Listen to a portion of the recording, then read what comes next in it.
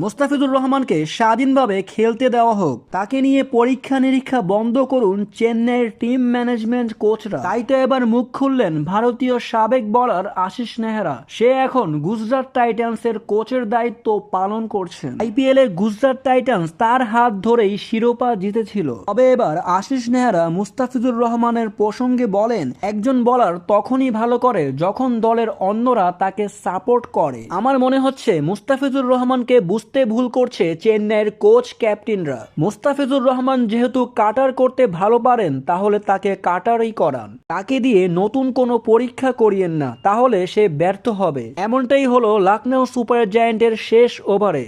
আর bowling এর সময় fielding ভালোভাবে সেট আপ করুন। যেহেতু মুস্তাফিজুর রহমানের বলে ব্যাটসম্যানরা মারতে চাইবেন, তাহলে সঠিক জায়গায় সঠিক ফিল্ডিং সেট আপ করুন, দেখবেন ধরা পড়বে উইকেট। তবে এবার চেন্নাইয়ের কোচ এবং অধিনায়ককে কঠিনভাবে বুঝিয়ে দিলেন আশিস নেহরা। তবে আরো জানতে এই চ্যানেলটিকে এখনই সাবস্ক্রাইব করুন।